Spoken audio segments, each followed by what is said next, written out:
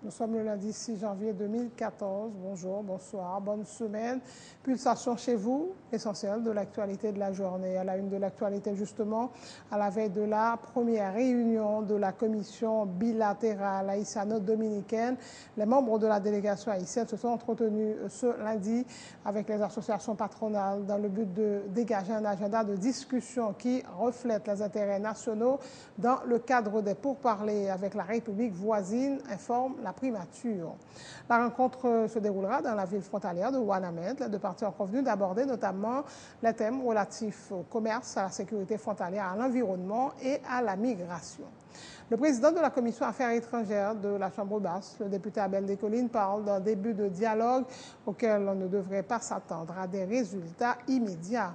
Le sénateur Francisco de la Cruz déplore, lui, la présence du Premier ministre haïtien Laurent Lamotte à la tête de la délégation haïtienne. Le parlementaire croit savoir que plusieurs membres du gouvernement haïtien donc ont des entreprises en République dominicaine. Maître Francisco Roné fait son mea culpa et tend la main au Conseil de l'ordre des avocats de Port-au-Prince. L'ancien commissaire du gouvernement reconnaît avoir mal agi sur certains points. Il y a eu quelques excès, admet Maître Francisco Roné.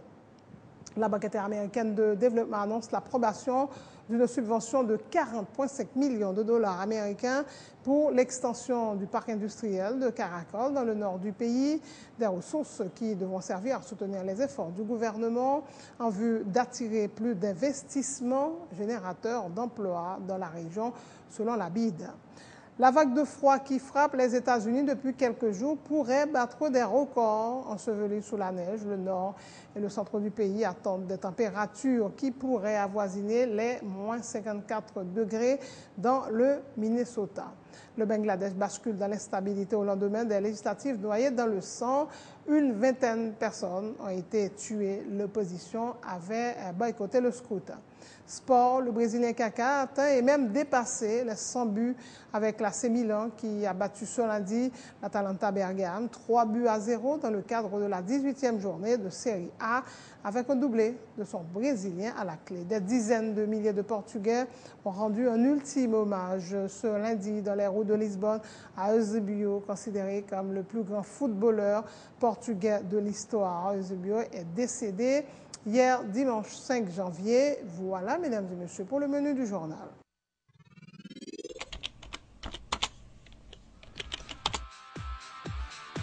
Bienvenue à cette édition d'Information Pulsation, l'essentiel de l'actualité de la journée. Merci de votre fidélité. Bienvenue dans ce premier numéro de Pulsation Week-end.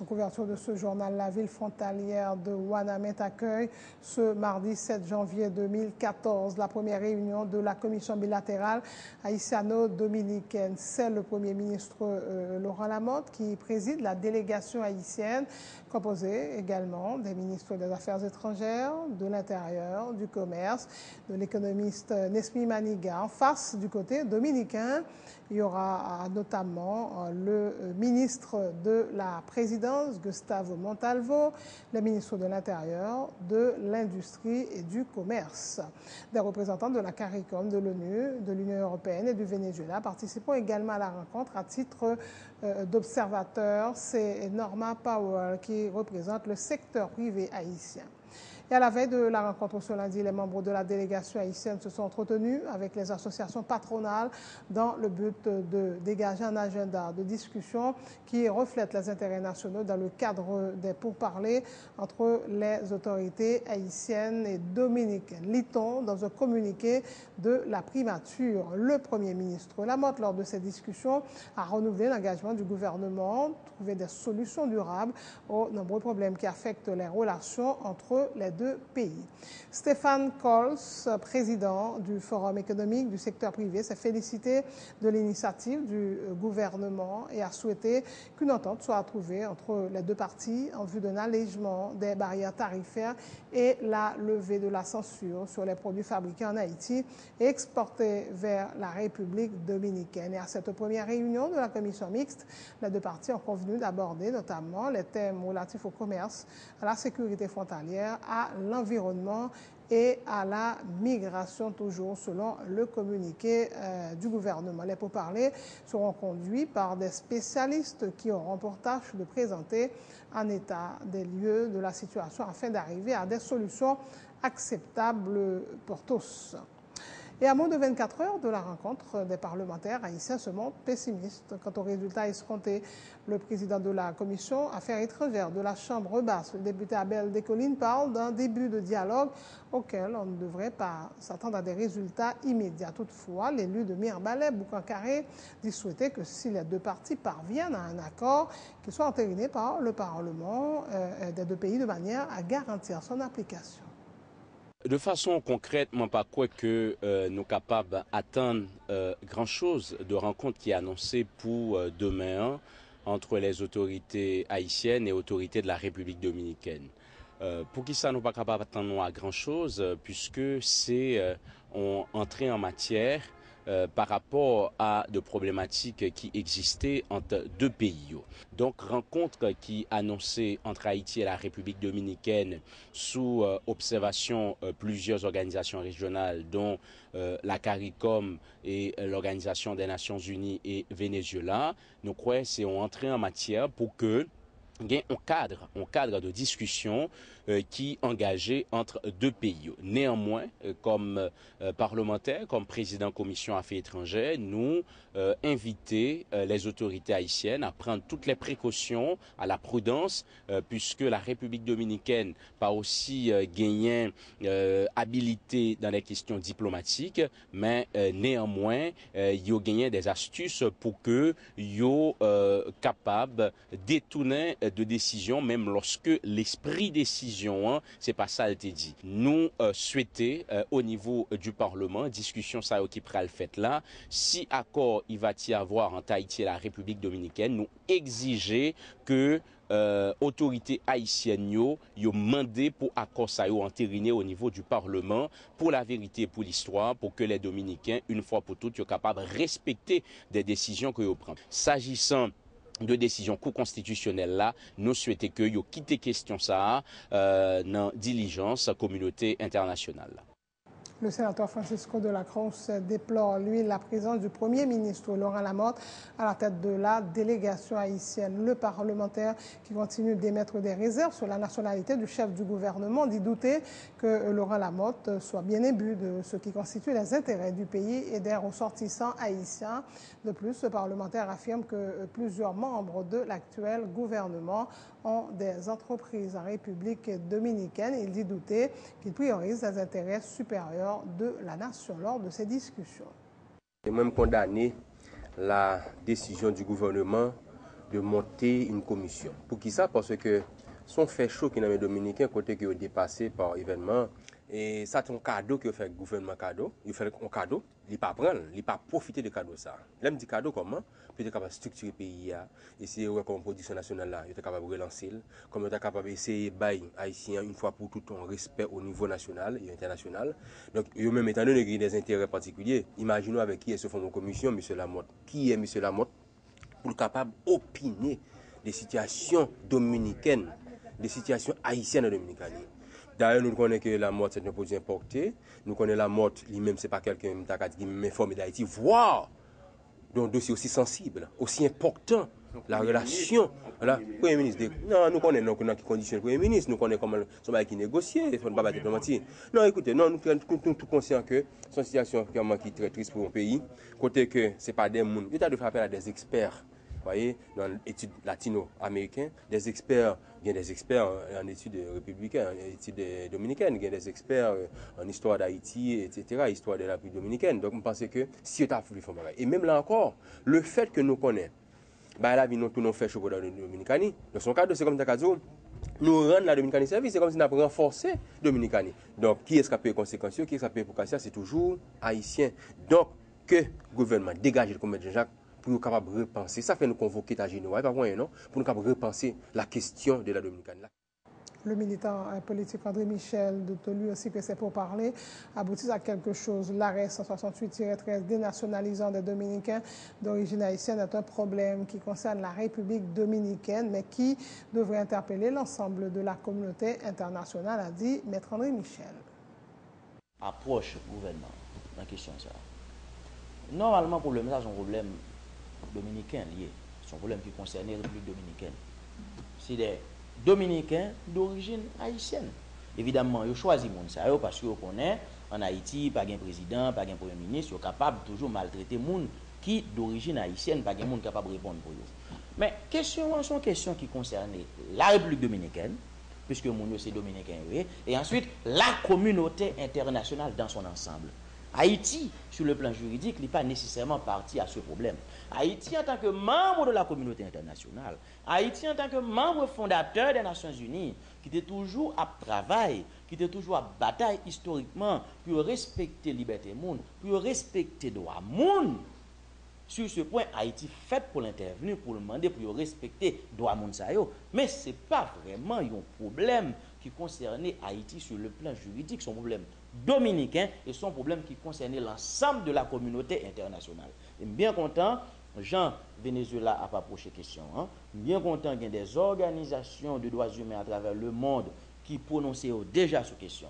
Mais il faut que nous fassions très attention. C'est un problème que la République dominicaine doit résoudre elle-même et c'est à toute la communauté internationale qu'il revient de faire pression sur la République dominicaine pour résoudre le problème, y compris Haïti en tant que membre de la communauté internationale. Ça, c'est une question qui doit être claire et c'est toute communauté internationale là qui fait pour lever camper tout pays dans le monde pour dire République dominicaine en 2013, nous pas accepter ça et vraiment l'inacceptable et me crois avec décision ça image République dominicaine pour un gros coup à travers le monde. Et comment l'homme de la rue voit-il la rencontre entre les autorités haïtiennes et dominicaines? La majorité des citoyens interrogés ce lundi par Télépérial désapprouvent ces pourparlers en raison notamment de ce qu'ils appellent la relation de dépendance qui existe entre Haïti et la République dominicaine. De plus, ont-ils fait savoir, les autorités haïtiennes n'avaient pas entré dans une telle dynamique. À leur avis, les présidents des deux pays auraient été bien inspirés de trouver un consensus pour résoudre la crise. Je trouve l'absurde. Pour qui ça que je trouve l'absurde? Parce que je ne pense pas que besoin d'une commission. Parce que il y a une décision qui prend déjà. Et malgré tout le recours qui fait à l'échelle internationale, l'ONU, tout ça, pas jamais gagné qui fait. Je pense que moi-même, l'étape plus simple, si le président de la République là, Tachita, avec l'autre président, il y a un consensus pour capable jeune comme s'ils ont issue pour sortir de crise ça. Quelle soit rencontre que l'autorité nous a participé là-dedans, c'est la remercier à tête de la mesure où une relation de dépendance qui existait entre Haïti avec la République dominicaine. Donc, même un petit sachet aux yeux, qu'on vend fixe, nous ne pouvons pas produire. Donc, nous dépendons totalement, pas seulement de la République dominicaine, mais de bonnes l'autre pays. Donc, c'est comme si, dans une position de faiblesse, donc, qu'est-ce que ça peut discuter? Le problème n'a tout dans encore parce que pas grand qu'à résoudre. L'État haïtien pas de gain pour l'entrer dans une démarche à former une commission avec la République dominicaine pour qu'il y ait régler les affaires ça. C'est un dossier qui est capable de régler sur le plan diplomatique. Réunion, il ne va pas aboutir avec rien. Il y a seulement arrivé l'autre bout, il a fait chichi à parler, il a négocié avec bagay et frontalier. Après ça, il a tourné back. Question Dominique qui a coupé tête nous et qui prend tête nous. Donc, en plus, Zami Pam, comment on veut pouvoir négocier question frontière avec un pays sans pas gagner l'armée? Et si Dominique dit bon parti au point, on va pas bailler. Donc, à qui force ou boire le goût ensemble avec? Je ne crois pas que la pas abouti à rien. Ça veut dire que les gens qui peuvent négocier pour Haïti par la hauteur. Premièrement, si c'est Saint-Domingue qui a des épices, il y a des citron, il y a des oignons, il y a tout bagaille, je ne crois pas que nous avons une capacité nous-mêmes en tant qu'Haïtiens pour nous acheter par la Saint-Domingue. Autre point de l'actualité, Maître Francisco René fait son mea culpa, étant la main au barreau de Port-au-Prince. Au Conseil de l'Ordre, en tout cas, l'ancien commissaire du gouvernement reconnaît avoir mal agi sur certains points. Il y a eu quelques excès, admet l'ex-chef du parquet, qui affirme avoir discuté avec le bâtonnier de Port-au-Prince et le secrétaire du barreau pour leur dire qu'il souhaitait repartir sur de nouvelles bases en 2014. Un bienfait n'est jamais perdu, a-t-il dit, lui qui, suivant une résolution de la Fédération des barreaux, n'est plus habilité à exercer sa profession d'avocat. Sans l'union, le dialogue et la réconciliation, on n'arrivera jamais à reconstruire le pays, reconnaît Maître Francisco René, qui avait été éjecté du parquet pour avoir notamment ordonné l'arrestation d'un avocat, Maître André Michel, en dehors des heures prévues par la Constitution. Et s'agissant justement de Maître André Michel, Francisco René lui conseille d'être moins arrogant, affirmant pour ce qui est de son arrestation, si c'était à refaire, il n'hésiterait pas à le faire. L'année 2014, là, moi, je voulais qu'il commence avec d'abord une excuse publique qu'il voulait faire à tous les compatriotes. Pour ça, parce que je jugé que pendant la période année 2013, là, il y a eu pile d'événements. Et parmi les événements, moi-même, moi, j'étais impliqué dans l'événement. Et nous, pas sans savoir que le parquet a été une bataille avec le barreau. Donc, je pense que ça, il y a pile de monde capable de monde qui est en faveur du commissaire gouvernement, qui était jugé que le commissaire a raison. Et il y a des gens qui sont en faveur de Baoua qui ont jugé que Baoua a raison. Donc, ça veut dire que il y a deux camps. Or, depuis qu'il y a deux camps, il y a quand même division. Or, division, pas mener nous nulle part. Moi, je veux servir de un pont. Capable son pont d'humiliation pour moun utiliser pied pour passer, pour traverser, pour permettre que Haïti change. Je m'a demandé excuse à tous les Haïtiens, à tout fils pays, spécialement les membres du barreau de Port-au-Prince, les avocats de tous les barreaux des 18 juridictions du pays, parce que ont tout été senti d'une manière ou d'une autre qui ont été concernés dans le dossier, parce qu'ils ont été fait grève. Donc, vous avez conscience, Maître Francisco René, que vous avez mal agi pendant que vous commissaire gouvernement? Nous sommes capables de bien agir dans certains points, nous sommes capables de mal agir dans certains autres points. Pas oublier, nous, c'est humain. C'est le fait que je connais des choses que je fais qui étaient des excès. Et à partir de excès, eh bien, je dis à demander pour nous rebattre quatre là, pour nous rentrer dans l'union, pour nous rentrer dans le dialogue, pour moi bailler mais avec Carlos. Vous parlez à M. Carlos Hercule? Oui, effectivement, moi communiqué avec M. Carlos Hercule le 25 décembre.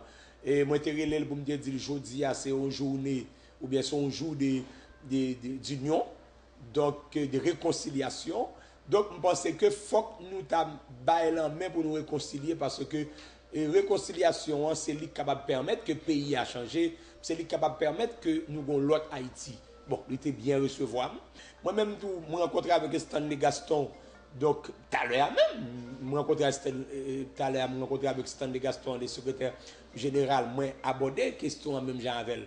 Parce que je pensais qu'il est temps aujourd'hui pour nous pas quitter orgueil, pour nous pas quitter et ça nous gagne comme capacité intellectuelle, faire nous monter tête nous enfler, pour nous penser que nous pas capables d'accepter pour nous tendre nous vers un frère nous, même le frère nous pas de raison. Mais Francisco René, il y a des gens qui ont dit c'est dommage, pendant que tu es commissaire gouvernement, on pas dans sentiment ça, et peut-être tout ça qui est passé, on va passer.